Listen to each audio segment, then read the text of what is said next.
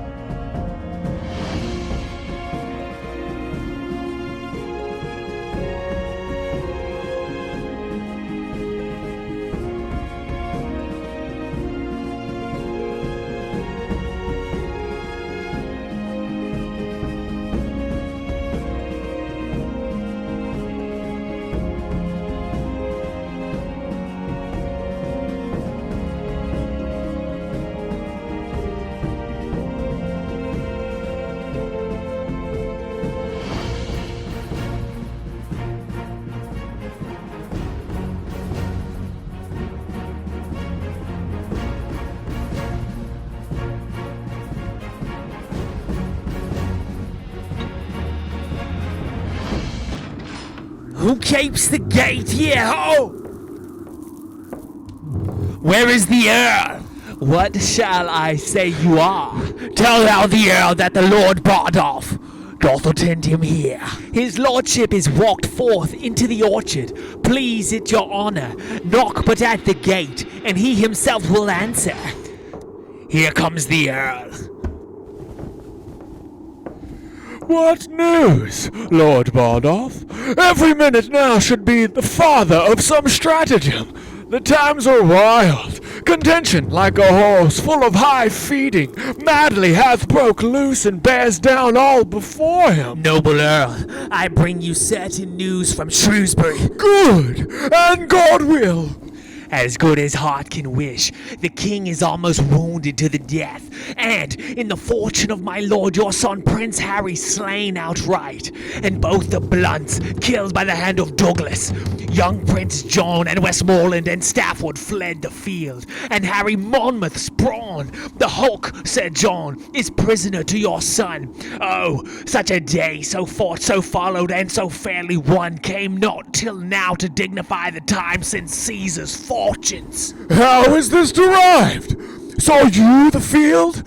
Came you from Shrewsbury? I spake with one, my lord, that came from thence, a gentleman well bred and of good name, that freely rendered me these news for true. Here comes my servant Travis, whom I sent on Tuesday last to listen after news. My lord, I overrode him on the way, and he is furnished with no certainties, more than he haply may retail from me. Now, Travis, what good tidings comes with you? My lord, Sir John Umfreville turned me back with joyful tidings, and being better horsed, outrode me. After him came sparing hard a gentleman, almost forspent with speed, that stopped by me to breathe his bloodied horse. He asked the way to Chester, and of him I did demand what news from Shrewsbury. He told me that rebellion had bad luck, and that young Harry Percy's spur was cold. With that, he gave his able horse the head, and bending forward struck his armored heels against the panting sides of his poor jade up to the rowel head, and starting so, he seemed in running to devour the way, staying no longer question. Huh? Again, said he young Harry Percy's spur was cold? Of hot spur, cold spur? That rebellion had met ill luck? My lord, I'll tell you what, if my young lord your son have not the day upon mine honor for a silken point, I'll give my barony. Never talk of it. Why should that gentleman that rode by Travis give then such instances of loss? Who? He? He was some hilding fellow that had stolen the horse he rode on, and upon my life spoke at a venture. Look, here comes more news. Yea, this man's brow, like to a title leaf, foretells the nature of a tragic volume. So looks the strand whereon the imperious flood hath left a witness usurpation. Say, Morton, didst thou come from Shrewsbury? I ran from Shrewsbury, my noble lord, where hateful death put on his ugliest mask to fright our party. How doth my son and brother? Thou tremblest, and the whiteness in thy cheek is apter than thy tongue to tell thy errand.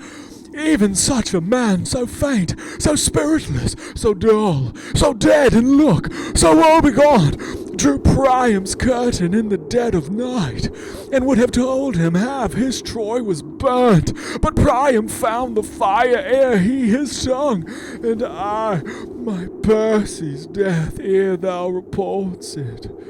This thou wouldst say, your son did thus and thus, your brother thus. So forth the noble Douglas, stopping my greedy ear with their bold deeds. But in the end, to stop my ear indeed, thou hast decided to blow away this praise, ending with brother, son, and all are dead. Douglas is living, and your brother, yet, but for my lord, your son. Why? He is dead. See what a ready tongue suspicion hath. He that but fears the thing he would not know hath by instinct knowledge from others' eyes that what he feared is chanced. Yet speak, Morton, tell thou an earl his divination lies, and I will take it as a sweet disgrace, and make thee rich for doing me such wrong. You are too great to be by me gainsaid. Your spirit is too true, your fears too certain. Yet, for all this, say not that Percy's dead. I see a strange confession in thine eye. Thou shakest thy head, in hosts it fear or sin to speak a truth. If he be slain, say so. The tongue offends not that reports his death, and he doth sin that doth belie the dead, not he which says the dead is not alive. Yet the first bringer of unwelcome news hath but a losing office, and his tongue sounds ever after as a sullen bell remembered tolling a departing friend. I cannot think, my lord. Your son is dead. I am sorry I should force you to believe that which I would to God I had not seen. But these, mine eyes saw him in bloody state, rendering faint quittance, wearied, and outbreathed to Harry Monmouth, whose swift wrath beat down the never-daunted Percy to the earth, from whence with life he never more sprung up. In few his death, whose spirit lent a fire even to the dullest peasant in his camp, being bruited once, took fire and heat away from the best-tempered courage in his troops. For from his metal was his party steeled, which once in him abated, all the rest turned on themselves like dull and heavy lead. And as the thing that's heavy in itself upon enforcement flies with greatest speed, so did our men, heavy in Hotspur's loss, lend to this weight such lightness with their fear, that arrows fled not swifter toward their aim than did our soldiers, aiming at their safety, fly from the field. Then was the noble Worcester too soon ta'en prisoner, and that furious Scot, the bloody Douglas, whose well-labouring sword hath 3 times slain the appearance of the king, gan veil his stomach, and did grace the shame of those that turned their backs, and in his flight, stumbling in fear, was took. The sum of all is that the king hath won, and hath sent out a speedy power to encounter you, my lord, under the conduct of young Lancaster and Westmoreland. This is the news at full. For this, I shall have time enough to mourn. In poison there is physic, and these news having been well, that would have made me sick, being sick, have in some measure made me well. And as the wretch whose fever weakened joints, like strengthless hinges, buckle under life, impatient of his fit, breaks like a fire out of his keeper's arms, even so my limbs, weakened with grief, being now enraged with grief, are thrice themselves. Hence, therefore, thou nice crutch, a scaly gauntlet, now with joints of steel must glove this hand. And hence, thou sickly coif, thou art a god too wanton for the head which princes, fleshed with conquest, aim to hit.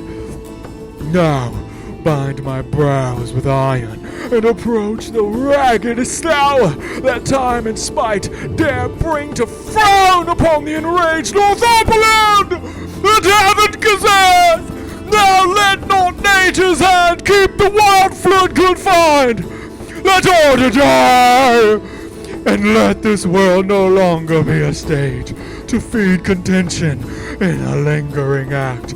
But let one spirit of the firstborn Cain reign in all bosoms, that, each heart being set on bloody courses, the rude scene may end, and darkness be the barrier of the dead. This strained passion doth you wrong, my lord. Sweet Earl, divorce not your wisdom from your honor. The lives of all your loving complices lean on your health, the which, if you give o'er to stormy passion, must perforce decay. You cast the event of war, my noble lord, and some the account of chance. Before you said, let us make head. It was your pre-surmise that in the dole of blows your son might drop. You knew he walked o'er perils, on an edge, more likely to fall in than to get o'er. You were advised his flesh was capable of wounds and scars, and that his forward spirit would lift him where most trade of danger raged. You did say, go forth, and none of this, though strongly apprehend, could restrain the stiff-born action. What had then befallen? On what had this bold enterprise brought forth? More than that, being which was like to be. We all that are engaged into this loss knew that we ventured on such dangerous seas that if we wrought out life, 'twas 10 to 1, and yet we ventured. For the gain proposed, joked, the respect of likely peril feared, and since we are o'erset, venture again. Come, we will all put forth body and goods. 'Tis more than time, and, my most noble lord, I hear for certain and dare speak the truth. The gentle Archbishop of York is up with well-appointed powers. He is a man who, with a double surety, binds his followers. My lord, your son had only but the corpse, but shadows and the shows of men to fight. For that same word, rebellion, did divide the action of their bodies from their souls, and they did fight with queasiness constrained, as men drink potions, that their weapons only seemed on our side. But for their spirits and souls, this word rebellion, it had froze them up, as fish are in a pond. But now the bishop turns insurrection to religion.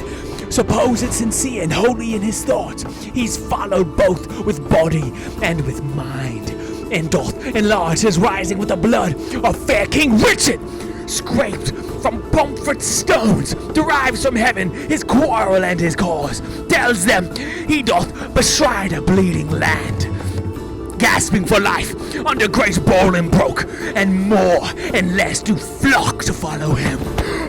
I knew of this before, but to speak truth, this present grief had wiped it from my mind. Go in with me, and counsel every man the aptest way for safety and revenge.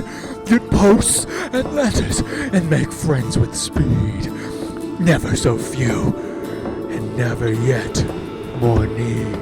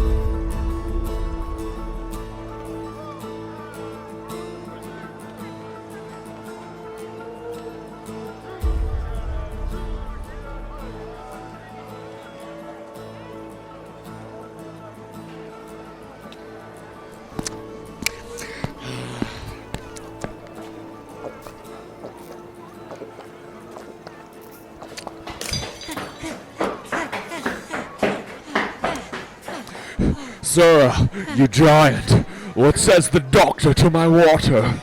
He said, sir, the water itself was a good, healthy water, but for the party that owed it, he might have more diseases than he knew for.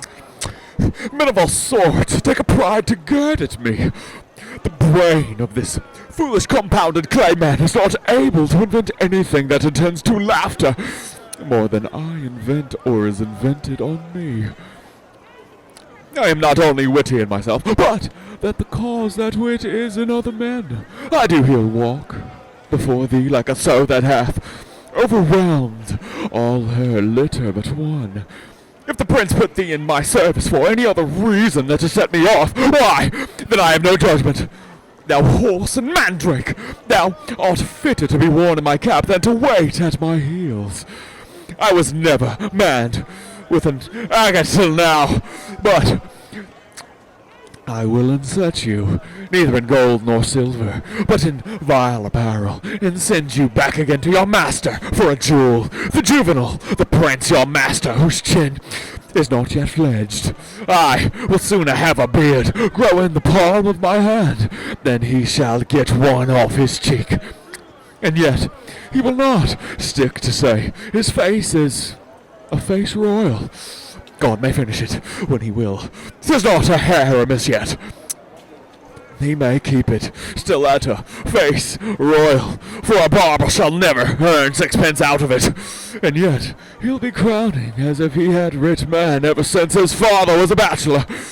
He may keep his own, Grace, but he's almost out of mind, I can assure him. What said Master Dumbledore about the satin for my short cloak and my slops? He said, sir, you should procure him better assurance than Bardolph. He would not take his band and yours. He liked not the security.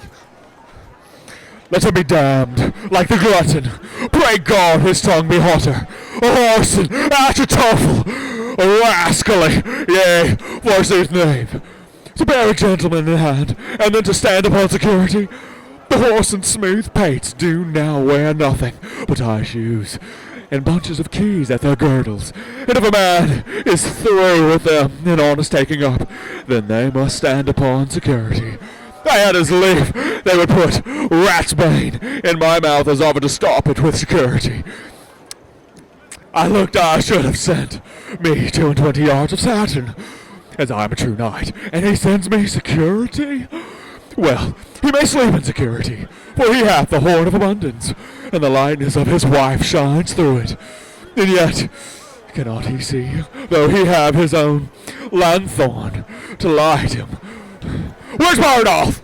He's gone into Smithfield to buy your worship a horse. A Bartram Paul's, and he'll buy me a horse at Smithfield?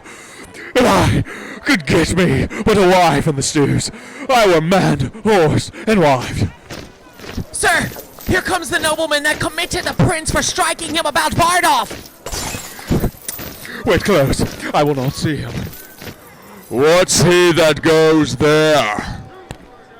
Falstaff, and please your lordship. He that was in question for the robbery? He, my lord, but he hath since done good service at Shrewsbury, and, as I hear, is now going with some charge to the Lord John of Lancaster. What? To York? Call him back again! Sir John Falstaff! Boy, tell him I am deaf. You must speak louder. My master is deaf.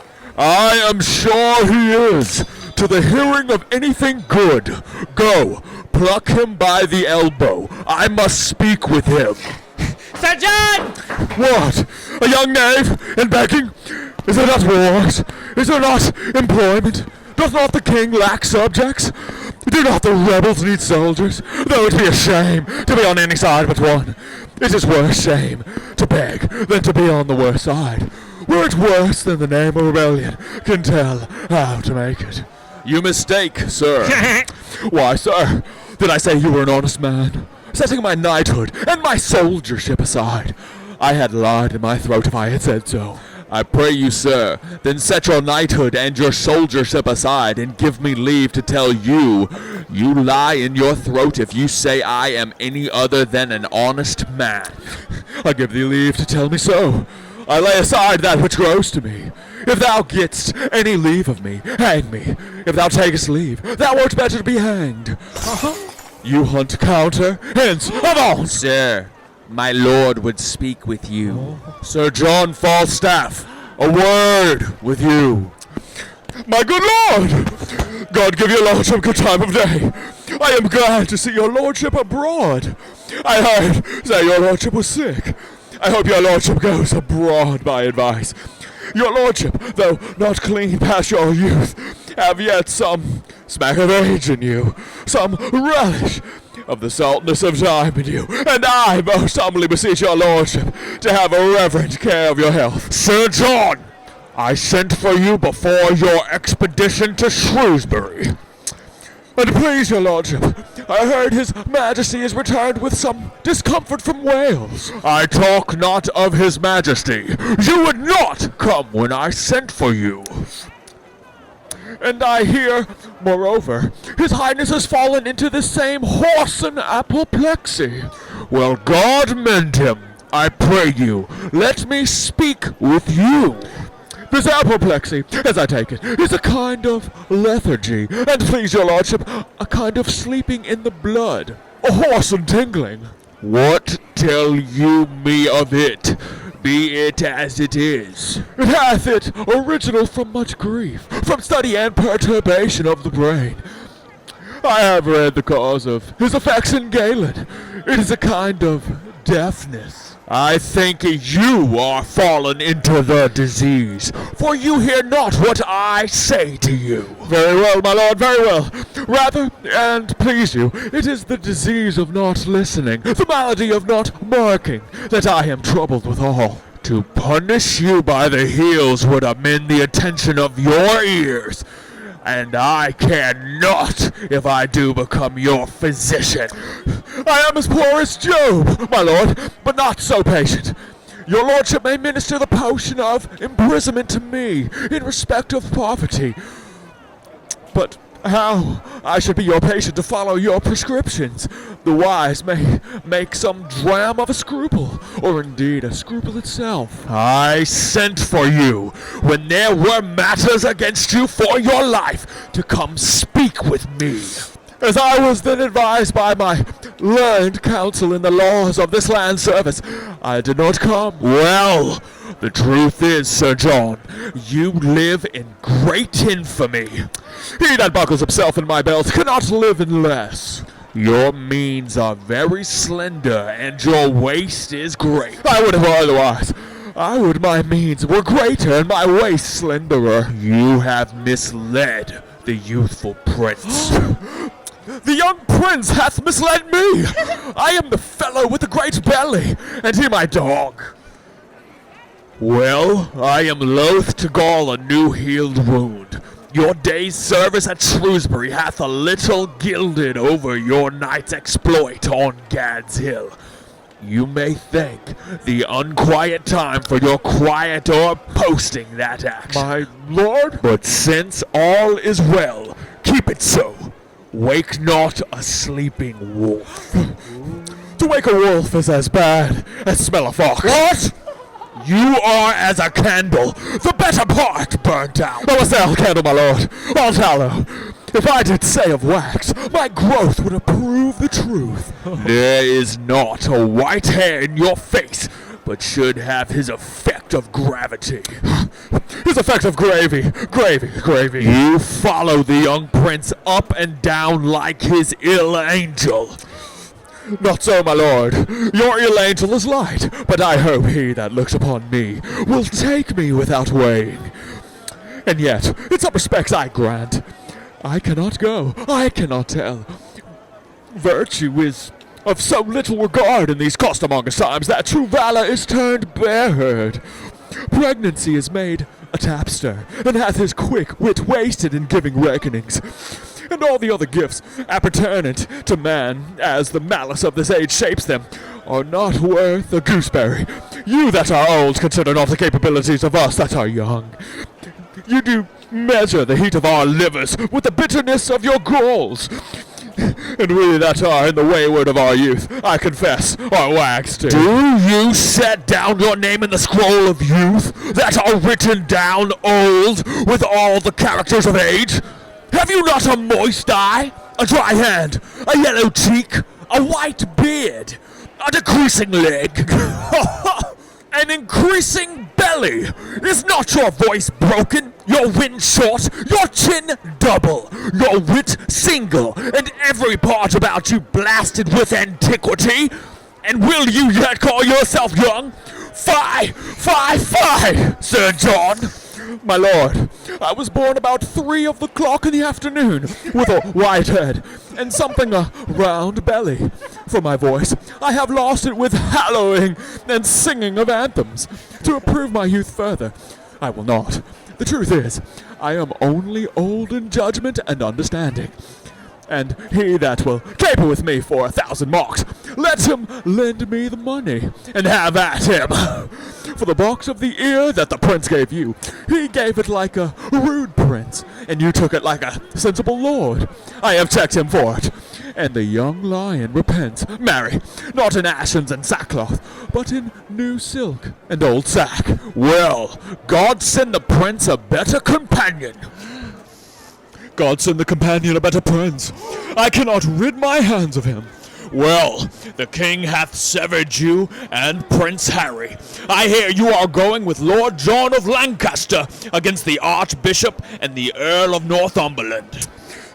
Yea, I thank your pretty sweet wit for it. But, look ye pray, all you that kiss my lady peace at home, that our armies join not in a hot day. For, by the Lord, I take but 2 shirts out with me, and I mean not to sweat extraordinarily. If it be a hot day, and I brandish anything but a bottle, I would I might never spit white again. There is not a dangerous action can peep out his head, but I am thrust upon it. Well, I cannot last ever. But it was always yet the trick of our English nation, if they have a good thing, to make it too common. If ye will needs say I am an old man, you should give me rest. I would to God my name were not so terrible to the enemy as it is. I were better to be eaten to death with the rust than to be scoured to nothing with perpetual motion. Well, be honest, and God will bless your expedition. Will your lordship lend me £1,000 to furnish me forth? Not a penny. Not a penny. You are too impatient to bear crosses. Fare you well. Commend me to my cousin Westmoreland.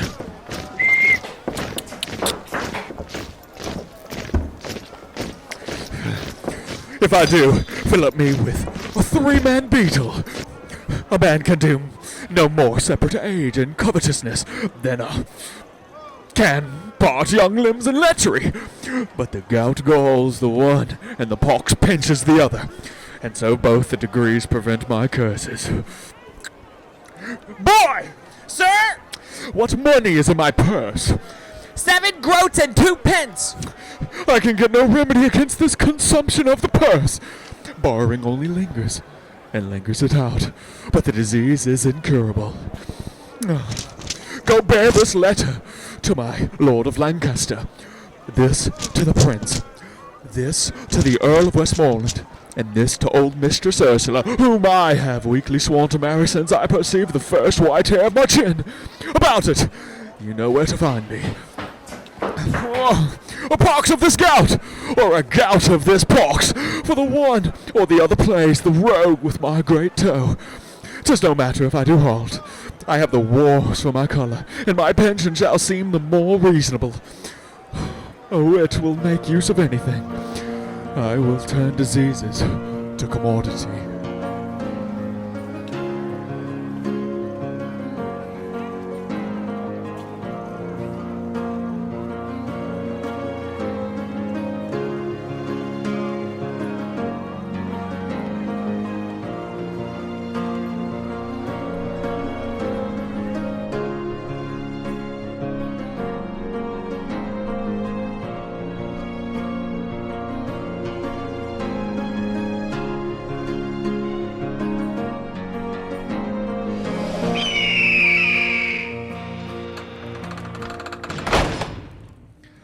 Thus have you heard our cause and known our means. And my most noble friends, I pray you well, speak plainly your opinions of our hopes. And first, Lord Marshal, what say you to it? I will allow the occasion of our arms, but gladly would be better satisfied how in our means we should advance ourselves to look with forehead. bold end big enough upon the power and puissance of the king. Our present musters grow upon the file to 25,000 men of choice, and our supplies live largely in the hope of great Northumberland, whose bosom burns with an insensate fire of injuries. The question then, Lord Hastings, standeth thus, whether our present 25,000 may hold up head without Northumberland? With him we may. Yea, marry, that's the point. But if without we be thought too feeble, my judgment is we should not step too far till we had his assistance by the hand. For in a theme so bloody-faced as this, conjecture, expectation, and surmise of aids and certain should not be admitted. 'Tis very true, Lord Bardolph, for indeed it was young Hotspur's case at Shrewsbury. It was, my lord, who lined himself with hope, eating the air on promise of supply, flattering himself in project of a power much smaller than the smallest of his thoughts, and so, with great imagination proper to madmen, led his powers to death and winking leaped into destruction. But, by your leave, it never yet did hurt to lay down likelihoods and forms of hope. Yes, if this present quality of war, indeed the instant action, a cause on foot, lives so in hope as in an early spring, we see the appearing buds, which to prove fruit, hope gives not so much warrant as despair that frost will bite them. When we mean to build, we first survey the plot, then draw the model, and when we see the figure of the house, then we must rate the cost of the erection, which, if we find outweighs ability, what do we then but draw anew the model, in fewer offices, or at least desist to build at all? Much more in this great work, which is almost to pluck a kingdom down and set another up, should we survey the plot of situation and the model consent upon a sure foundation? Question surveyors. Know our own estate, how able such a work to undergo to weigh against his opposite, or else we fortify in paper and in figures, using the names of men instead of men, like one that draws the model of a house beyond his power to build it, who, half through, gives o'er and leaves his part created cost a naked subject to the weeping clouds, and waste for cheerless winter's tyranny. Grant that our hopes, yet likely of fair birth, should be still born, and that we now possessed the utmost man of expectation. I think we are a body strong enough, even as we are, to equal with the king. What? Is the king but 25,000? To us no more, nay, not so much, Lord Bardolph, for his divisions, as the times do brawl, are in 3 heads, 1 power against the French, and 1 against Glendower. Perforce a 3rd must take up us.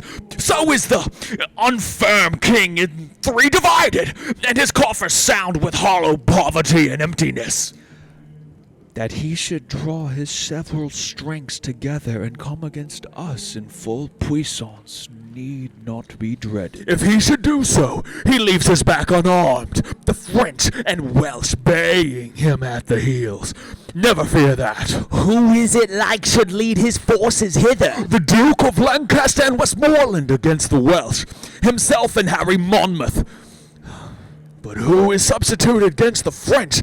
I have no certain notice. Let us on, and publish the occasion of our arms. The Commonwealth is sick of their own choice. Their over-greedy love hath surfeited, and habitation giddy and unsure hath he that buildeth on the vulgar heart. Oh, thou fond many, with what loud applause didst thou beat heaven with blessing Bolingbroke, for he was what thou wouldst have him be. And being now trimmed in thine own desires, thou beastly feeder art so full of him that thou provokest thyself to cast him up. So, thou common dog, didst thou disgorge thy glutton bosom of the royal Richard, and now thou wouldst eat thy dead vomit up, and house to find it. What trust is in these times? They that when Richard lived would have him die are now become enamored on his grave. Thou that threw'st dust upon his goodly head, when thou proud London he came sighing on after the admired heels of Bolingbroke, criest now, O earth, yield us that king again, and take thou this, O thoughts of men accursed! Past and to come seems best, things present worst. Shall we go draw our numbers and set on? We are time's subjects, and time bids be gone.